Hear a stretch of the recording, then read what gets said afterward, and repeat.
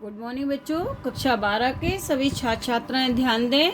मैं आपकी विषय अध्यापिका श्रीमती मंजू गुप्ता आपको आपकी गद्य भाग का भाषा और आधुनिकता पाठ पढ़ा रही थी, जिसके राइटर प्रोफेसर जी सुंदर रेड्डी हैं और उनका मैं पहला पैराग्राफ पढ़ा चुकी थी। अब आगे का भाग पढ़ाने जा रही हूँ, जिसे आप ध्यान से सुने, समझें, उससे पूछे गए प्रश्नों के उत्तर दें। सुनिए बच्चों, कभी कभी अन्य संस्कृतियों के प्रभाव से और अन्य जातियों के संसर्ग से भाषा में नए शब्दों का प्रवेश होता है और इन शब्दों के सही पर्यायवाची शब्द अपनी भाषा में ना प्राप्त हों तो उन्हें वैसे ही अपनी भाषा में स्वीकार करने में किसी भी भाषा भाषी को आपत्ति नहीं होनी चाहिए।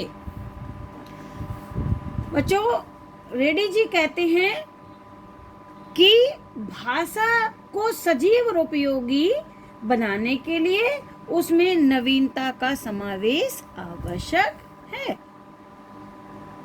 इसके लिए नए शब्द, भाव, मुहावरे आदियों को महत्व प्रदान किया जाना चाहिए। कभी कभी अन्य संस्कृतियों और जातियों के संसर्ग माने संपर्क में आने से भाषा में नए शब्दों का प्रवेश हो जाता है, नए शब्द प्रचलन में आ जाते हैं। इस प्रकार नवीन शब्दों के पर्यायवाची शब्द अपनी भाषा में खोजने के लिए यदि हमें अपनी भाषा में उनके पर्यायवाची उपलब्ध न हो तो हमें उन्हें ज्यों का त्यों ग्रहण कर लेना चाहिए। यही एक उदार दृष्टिकोण भी है। किसी भी भाषा भाषी को उसे अपनी भाषा में स्वीकार करने के लिए कोई भी आपत्ति नहीं होनी चाहिए। यदि हमें से पर्यायवाची नहीं मिले तो जबरदस्ती तोड़ मरोड़ना नहीं चाहिए, नहीं तो भाषा ध्रुव हो जाएगी, कठिन हो जाएगी, उसकी सजीवता समाप्त हो जाएगी। यही भाषा की सजीवता है, तभी भाषा में सजीवता भी आती है। भाषा की सजीवता इस नवीनता को पूर्णतः आत्मसात करने पर निर्भर करती है। भाषा की सजीवता इस नवीनता को पूरी तरह ग्रहण करने में पर ही निर्भर करती है, क्योंकि हम अपनी भाषा में उसके पर्यायवाची खोजने लग जाएंगे तो अगर प्रत्येक देश का भाषी उसे अपनी भाषा में अलग अलग शब्द देगा तो उसे पहचानने में या उसको जानने में कठिनता हो जाएगी। इसलिए अगर हमें उसका शब्द अपनी भाषा में न प्राप्त हो तो हमें उसमें ज़्यादा खोजबीन नहीं करनी चाहिए, उसको ज्यों की त्यों स्वीकार कर लेना चाहिए। ऐसा करने में किसी भाषा भाषी को आपत्ति भी नहीं होनी चाहिए। भाषा म्यूजियम की वस्तु नहीं है। लेखक कहता है भाषा कोई वस्तु नहीं है जिसे म्यूजियम में रख दिया जाए कि हमारी प्राचीन चीज़ें हमने म्यूजियम में सजा के रख दी।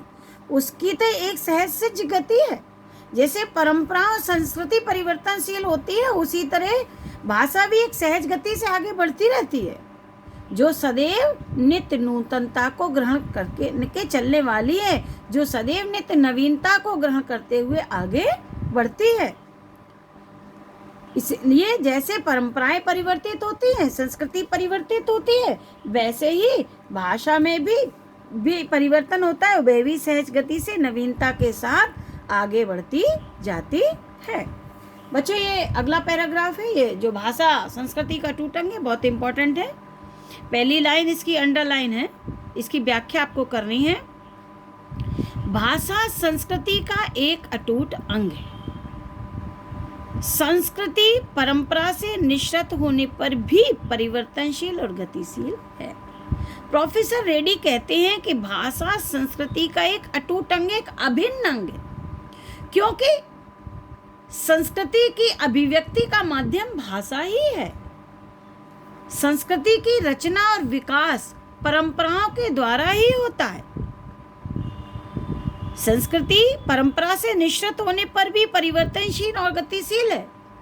तात्पर्य है कि संस्कृति की रचना और विकास परंपराओं के द्वारा होता है, क्योंकि परंपराएं परिवर्तनशील होती हैं, इसलिए संस्कृति की भी कभी एक जैसी नहीं रहती, वह भी परंपराओं की तरह बदलती रहती है। और जब संस्कृति बदलती है, परंपराएं बदलती हैं, तो नवीन शब्द, नए मुहावरे, नए भाव जुड़ते हैं और वह भी उसमें भी परिवर्तन होता रहता है।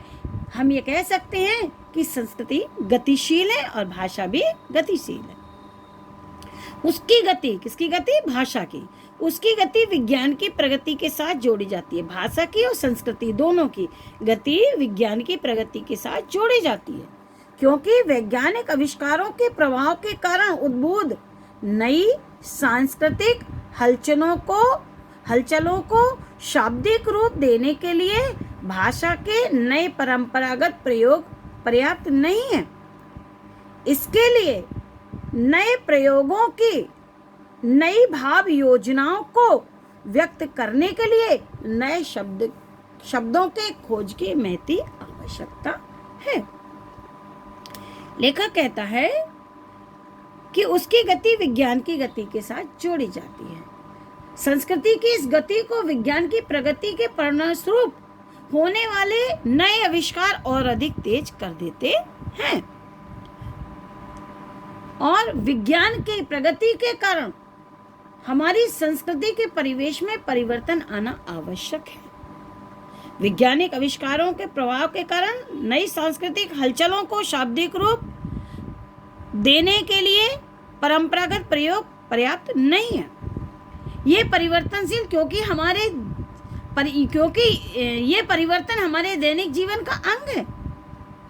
उनकी अभिव्यक्ति के लिए हमें नए परंपरागत प्रतिमानों को त्यागना होगा और उसमें कुछ संशोधन भी करना पड़ता है, तभी हमें विज्ञान के नए प्रयोगों और जीवन में आए बदलाव को व्याप्त करने के लिए नए शब्दों की खोज की आवश्यकता पड़ती है।